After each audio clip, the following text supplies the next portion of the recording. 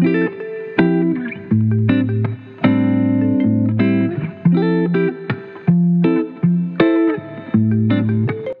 are 7 things you need to know before you visit Singapore.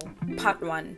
Number 1, it is super humid. It is one of the most humid places in the Southeast Asia. Please make sure that you have very flowy dresses and clothing, and you have open shoes, and you have a portable fan. Number 2, I would suggest that you go to hawker centers for delicious food and authentic Singaporean Indonesian food. This is where you actually find their yummy signature meal as well, the nasi lemak. Number 3, be aware of Singapore's unique laws, just like the law of ban of chewing gum since 1992 for public nuisance. In Singapore, you cannot be chewing gum publicly. I know, right? Another interesting unique law is that it is actually illegal to leave a public toilet unflushed. Now, I know that sometimes people do this, but in Singapore, if you are caught by a cleaner or anyone leaving a public toilet unflushed, they have a right to charge you or take legal action against you. Now, another law is that e-cigarettes are prohibited, so you cannot use e-cigarettes anywhere in Singapore. Also, the durian fruit is banned on public transport as it stinks. It actually smells so bad that they banned it. So if you are caught with a durian fruit in public, you can actually get arrested for that or get a fine for that. I know, so they're very interesting laws. Number 4, Singapore is more than just glitz and glam. It is very culturally diverse with communities from all over the world.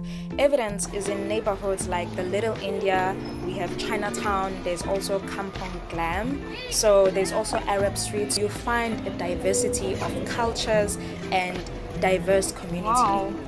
Number 5, one of my most favorite things about Singapore is that it is walkable and flat. So literally you could walk everywhere depending also on how long you can walk, but it is walkable and flat, so you can just get around easily. Number 6, there is easy to use public transport, fully integrated transports. There is a mass rapid transit, which is like a train, and then you can also download you can also download Grab, which is like their Uber, but yes, it is Grab that you can download.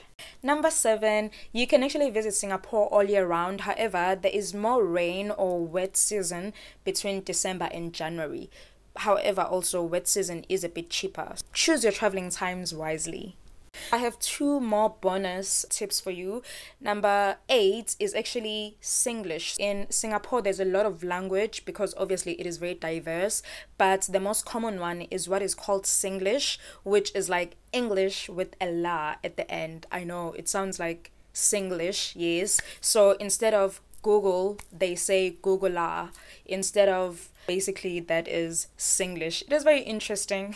And the last tip for Singapore, and that you should definitely know before going to Singapore, is they have very interesting times of operation for establishments. So just make sure that you research your time. Don't just assume that they're gonna be open early and close at this time, because mostly restaurants by 9:30 they are closed. In terms of food, you can only get alcohol. The Universal Studios was open from 11 and was closed at 6 p.m, which is just a bit strange for somewhere that is like a tourist destination. Yeah, just make sure that you do your research and find out the times, because they have very strange times for operation in terms of their establishments. I hope that I covered everything, and if there's anything more that you'd like to add that you know about that maybe I didn't, please do comment on the comment section below, and don't forget to follow me for more travel tips.